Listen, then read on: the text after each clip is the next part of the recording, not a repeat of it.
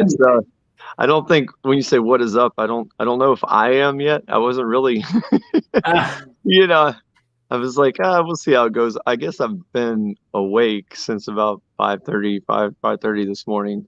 But you know how it is. Like, you make some breakfast, make some coffee, kind of slow moving. Maybe I'll doze back off, but now I'm here and I'm thankful for that. yeah, that's awesome. Yeah, I'm thankful that you're here, and I'm with you. I'm thankful for caffeine, amongst other things. And this week, I'm thankful for pain medication. And Yeah. goodness, I apologize in advance.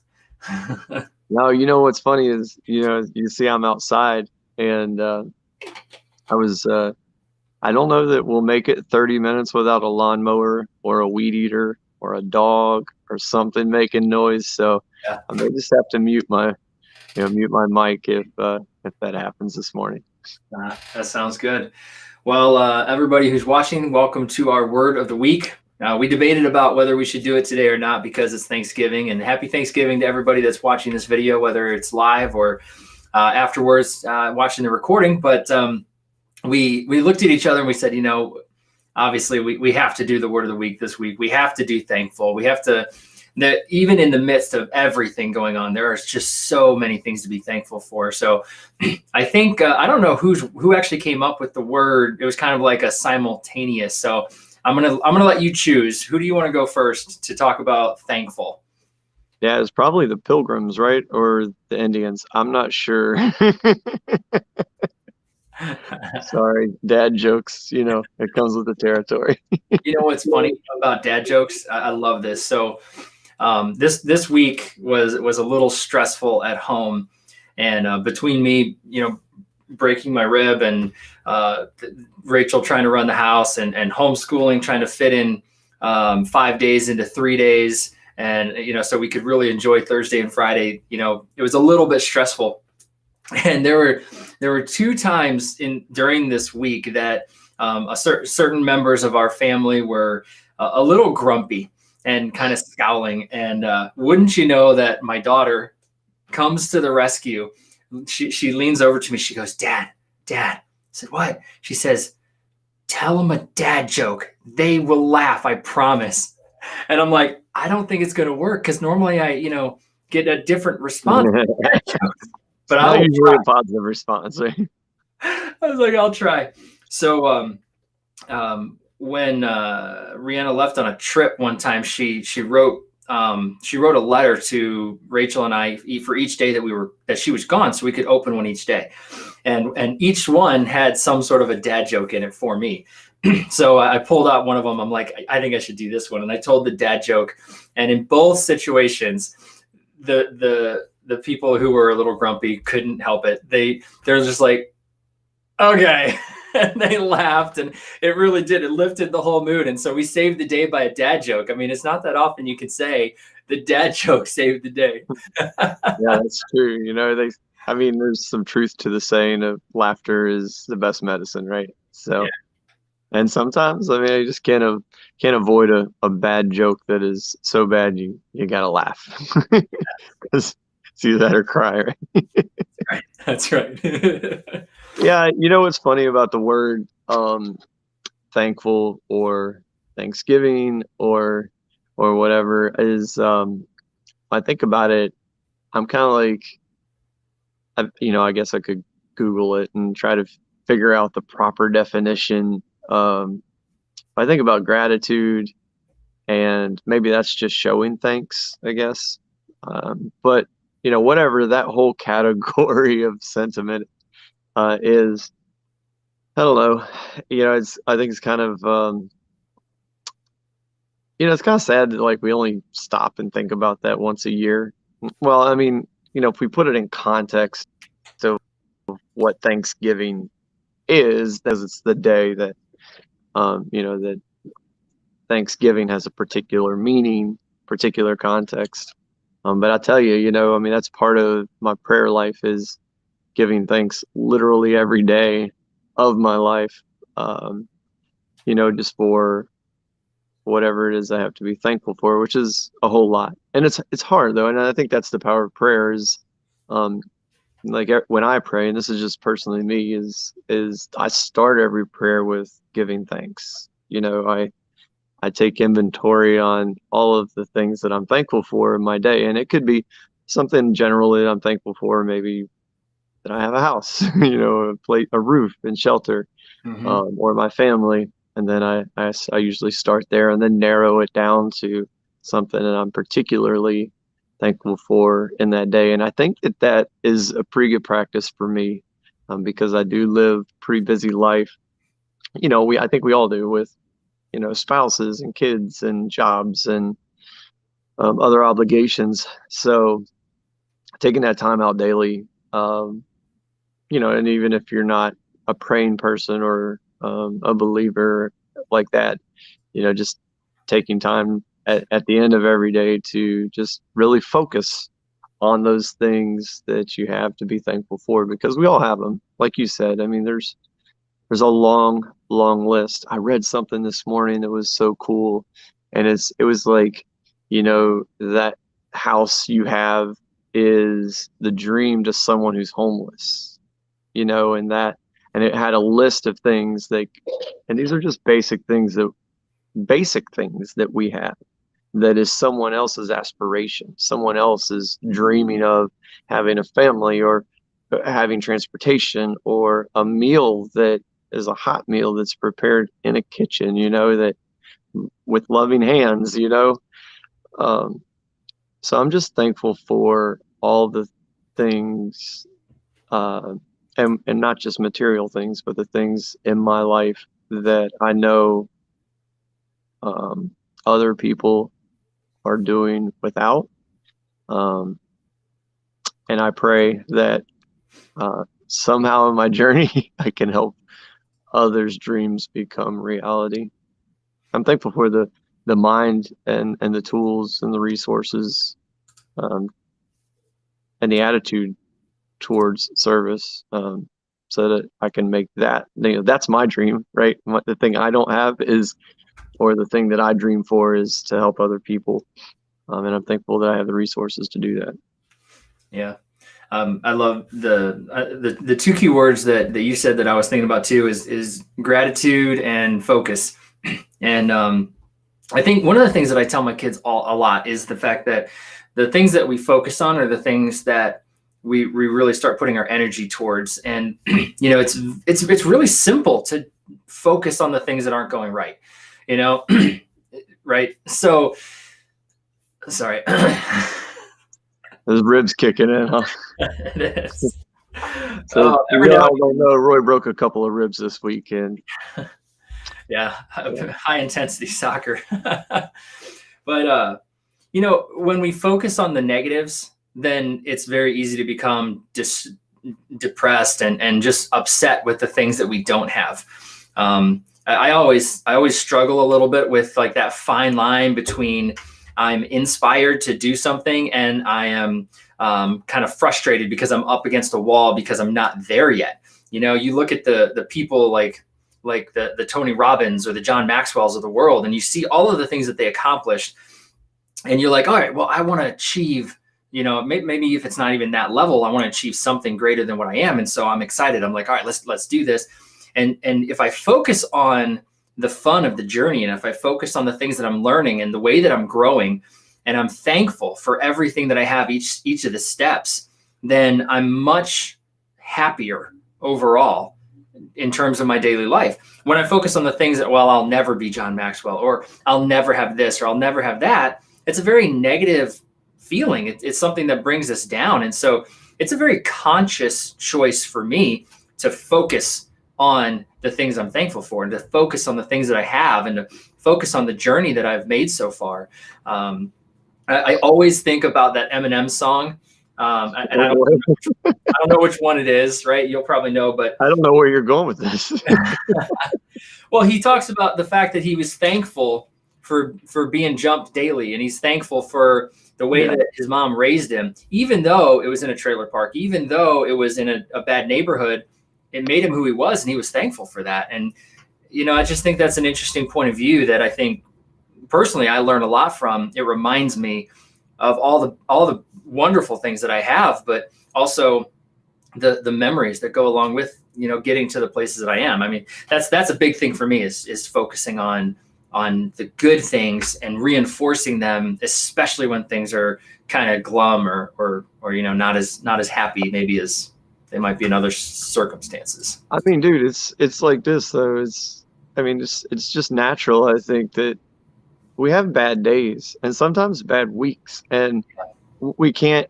I know this for me personally, particularly the past couple of months for some reason, that, you know, it's been a daily, I don't want to say a struggle, but, you know, I don't know if it's adversity. I don't think it's that. I just think that it's just, well, I get to my point. I guess my point is that if we allow those things to happen, on those negative thoughts and feelings, if we allow them space in our minds and our hearts on a daily basis, they become habitual. And then it even becomes harder to find gratitude because we've adopted this negative or even a victim mentality, or this, you know, crap, my world's falling down around me attitude, and it makes it that much harder to get out. And I'm just completely transparent here. Like, I've been in that struggle for a couple of months now, and I see it because I'm short fused, and, you know, it's just, and it sucks, man. Like, it does suck, but those daily reminders. So here's the other thing that's important about this, like those daily reminders of gratitude, those evening prayers of thankfulness, and followed by asking for strength and understanding, because these feelings are coming from somewhere, right? And these, you know, I always say this: logic cannot change an emotion. It won't change an emotion. You can logic yourself out of just about anything, but it's not going to change how you feel. Like, I know it's not wrong. I know the world's not coming to an end. I know that I have a lot to be grateful for, but I'm still hurting, and I'm still struggling. So we have to give, this is so hard too, we have to give room for those things so that we can deal with them, so that we can confront those issues, those feelings. But in the same time, I think we have to still be thankful, remind ourselves, because that's just a tactful thing, right? I mean, that's just a tactical thing is what I mean. That dealing with the moments, hey, I'm not going to take this out on my kid just because I've got something going on inside of me. You know, that's a tactical thing. That's something we need to do. But that's not addressing the issue. That's not addressing what's stemming the feeling, right? We got to go address that bigger thing. And you and I have talked about counseling and therapy and things like that, and how important that is to have a person to talk to that you can be open and honest with, and there's no repercussions, that can help us see through the feelings and get back on track. And I think, you know, there's obviously a lot of feelings of judgment, like, oh, you guys are going, like, dude, I think everybody should go to counseling. Everybody needs a little bit of external motivation sometimes, man. And it's a healthy thing, especially if you're bold enough to say, I can't do this by myself. I need a third person's opinion or somebody to moderate a conversation. That's good. That's healthy. Yeah. And I'm thankful that we're in places where we can do that, you know? Yeah, for sure. I think that the friends that we choose and the influences that we allow into our lives have a great impact on our thankfulness. You know, it's very easy as a friend to tell somebody, like, oh yeah, you're justified in being upset, or you're justified in not being happy with your situation, or yeah, and look at what else this person did, or yeah, and look what else this bad card that life dealt you. But the people that I have seen that are the most happy in life are the people that surround themselves with people that encourage them to be the best that they are. They encourage them to let the little stuff go and focus their energy on the things that they can change, and not waste the energy on stuff that they can't. They focus. They don't reinforce, like, that's right, that person. Because now you're in a negative cycle, and even if the person genuinely feels like they're being helpful in saying that, like, well, I'm sympathizing with you, and I'm letting you know that you're justified in your emotion. I think that that's okay to a certain extent, to say, I'm here for you. I understand what you're going through, and that is rough. But I know that you and I specifically align ourselves with people that they're gonna empathize with us for a minute, but they're also gonna help us to remember. One of the things that you do all the time. I mean, and for those of you watching, Joe is a saint, okay? Because he almost every single day reminds me of things that I am thankful for. I'll come to Joe in the morning. I'll be like, oh, I can't believe this thing and blah, blah, blah, blah, blah. And he's like, yeah, but the good news is, and he reminds me the good news, or he'll remind me like, yeah, but remember, you also have this and this and these things going for you. You can't dwell on that one thing that went wrong. And it's very, really powerful to surround yourselves with the right kind of friends that lift you up, that encourage you, that push you to be better than you are. And that's one of the things that I'm most thankful for, because, you do this for me. My wife, Rachel, does this for me all the time, encourages me and lifts me up and reminds me of the things that I'm really good at, even if I feel like I'm not doing well. Like I might take 500 pictures in a photo shoot, and I'm like, oh, this is crap. Oh no, terrible. And then I'll start getting that look on my face, and she'll be like, oh, look at this one. This one's awesome. And I'm like, oh yeah, that was pretty good. And she just reminds me that it's, it's just great. So I'm very thankful. Yeah, and we are our worst critics too. So that's definitely that. Well, I think what you're talking about there is accountability partners, and we've been talking about this a lot for the strategic planning workshops and the workbook and all the other things that we're doing. And I think that's what it really boils down to. Someone told me the other day that accountability is a dirty word, or they stay away from that. And I get why. I mean, it does feel harsh to some people, but I think we got to get back to.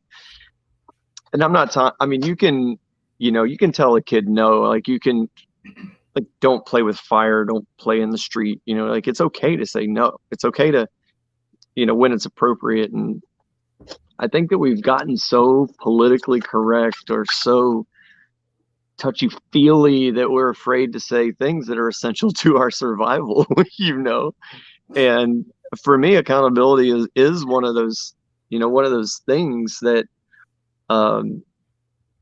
that comes from good relationships. If we have a strong enough relationship, then I'm going to be able to say to you, hey, I think it's a bad call, or sounds more like an excuse than than anything else to me. And you're not going to get mad at me because you know where my heart is and you know where we are. And to have relationships like that is so important, because we need somebody that's not going to just agree with us because they get some sort of, rush out of that acceptance. You're saying, oh, I think it's Frank's fault. And I'm like, yeah, you know what, that Frank. And then I feel good because you're nodding your head yes with me, and you feel good because you're validated in how you feel, and everybody feels good, but nothing's good's getting done. Right. Yes. And so accountability comes in with good relationships and good people. Accountability comes in by saying, hey, that doesn't sound like Frank. Or, you know what? Maybe Frank is being a jerk right now, but you're better than that. Mm-hmm. That's accountability. And I guess if we're going to be thankful for something, it's good friendships and accountability partners. If you're watching this and you don't have an accountability partner, get one. And you might have multiple accountability partners in your life. You might have accountability partners for your relationships. You may have accountability partners for your business transactions. Like, your spouse may not be a business-minded person. So when you come to them about business, you may get a, yeah, honey. Or, yeah, it's kind of like, I love you, so I'm going to just go along with this. But if you have business goals you're trying to achieve and your spouse is maybe not a business person, it's okay to have somebody that's going to help you out on the business aspect of things. And same thing with relationships. I learned a long time ago not to go to certain people in my circle about relationship issues that I have with other people. Like I'm not going to go to my mom and talk about my sister, or go to my sister and talk about the problems I have with my mom, right? Like, because of course, that's family, and we we love each other deeply, and I wouldn't want anything to be taken out of context. Like, I'm not complaining about my mom. I'm not complaining about my sister. Hmm. I'm just trying to figure something out. You know what I mean? And you got to go to the right people for the right advice, I guess. Now, what I don't mean here is find people who will agree with you about everything and keep, you know what I mean? That's not what I'm talking about. I'm talking about people who will truly help you hold yourself accountable for the areas in life that matter. So important. Yeah. I'm thankful that I have those people in my circle that I can go to for different things and get the truth, even when, especially when I need it. Hmm. Yeah, I mean, it's even biblical to say that the slap from a friend is sweeter than the kiss of an enemy. Oh boy, yes, yeah. But some of those enemies are disguised as friends. Yeah, the wolf in That's the sheep's worst. clothing. That's the worst part about it. Yeah, for sure. Yeah. Well, hey, we have a couple people watching and a couple people commenting in the various streams. This is kind of streaming all over the place, but if you're watching, drop it in the comments. What are you thankful for? And we will show maybe we'll show some of the comments going on here. But yeah, tell us what you're thankful for, and in the meantime, we'll just keep talking until things. Yeah, so we'll do. I got to do this. I'm thankful for Thanksgiving dinner. I'm pretty excited because it's because like in our household, like everybody doesn't like the same things, and we're not going to make a big dish that only one person will eat. So at Thanksgiving, I get to go eat all the other things that we don't normally cook in the house, Mm-hmm. and so I'm pretty excited about that. My sister is hosting, and she's gone so far out of her way to accommodate with COVID and everything. She got a big old party tent that's about as literally as long as her house is wide, Oh wow. and the tables and stuff, so everybody can be outside and socially distanced and still have some sort of family gathering. We were going to do it at the park, and she's like, "Why don't I just do it at my house?" And truth be told, the area, like her backyard, is larger than the area we would probably occupy at the park anyway. So, and we have facilities there, so that's good. And so I'm thankful for that. I'm pretty excited. I'm thankful for my sister putting all that together. Like really, her and her family going so far out of their way to bring something normal about this holiday, and in a safe way. So look forward to that. Yeah, I may actually make a couple enemies here, but for how much my wife looks forward to Thanksgiving dinner and all of the foods that we don't eat on a normal basis, Thanksgiving dinner is probably one of my least favorite meals. Really? Why is that? I don't know. It's not that I dislike any of the foods that are on the table. Like I like turkey. It's just there's something psychological about the table just overloaded with foods and desserts and stuff. Maybe it's just because I'm a diabetic and I just maybe I want to eat it all, and I just know that that wouldn't end well. But normally I don't eat very much for Thanksgiving dinner. Now the one thing that I will say that I look forward to, the only time of the year that I ever get it, is cranberry sauce. So I know some people are big fans of cranberry sauce, some people aren't, but that's the one food I only get it at Thanksgiving and occasionally at Christmas, and that's the one thing I look forward to. I think that's cool because I'm a cranberry sauce guy myself, and really it's not a popular dish, but it's always there. Yeah. And because it's not so popular, there's always plenty of it to eat. Yeah. And so yeah, I was thinking about that as you were talking about as being a diabetic, like I can imagine Thanksgiving is a tough meal. I mean, you got mashed potatoes and you got stuffing and macaroni and cheese and rolls, cranberry sauce. Like it's a carb buffet is what it is. It is 100. It's 99% carbs and 1% turkey. Yeah, that's exactly right. Like there are not a lot of vegetables on the table. However, I am making collard greens today.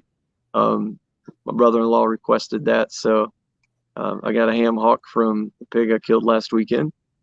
Nice. And although, wild animals they tend to be lean meat, so there's not a lot of fat in there. So I had to get some salt pork for it. So we're gonna make up a good batch of collard greens today. I'm excited about that. That's one of those things that we don't eat often.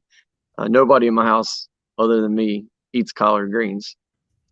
So to be able to make a big old batch and bring them over there, I'm excited to do that. Yeah, that's cool. Go ahead.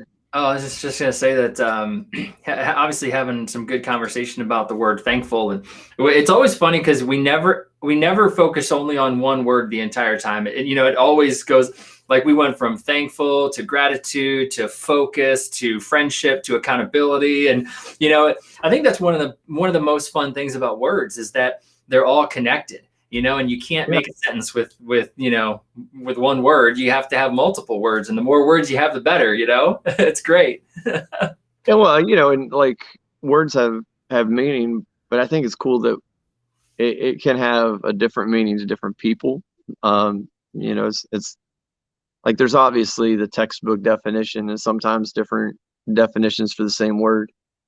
But I think context, based on experience and things like that, I think that stuff matters. I mean, somebody had made a post on one of the business groups that I'm a member of this morning, and everybody was attacking the dude. It was like just a quote talking about productivity or something like that. Productivity leads to wealth or something like that.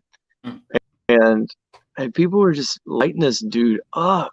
And I'm like, calm down, people. Like, based on where this dude is in his journey right now, like, that's maybe something that came to him and he wanted to share it. Like, we need to lift each other up, not tear each other down or be so, I don't know, contrarians to other people's, interpretation of a word. Like, it's so, somebody, it's funny is like you do your attitude project, right? And I think one of the quotes was on someone else's desk too. It says, like, attitude is everything. Well, I disagree with that, but I'm not going to disagree with you about that, because that's, I get what you're trying to say.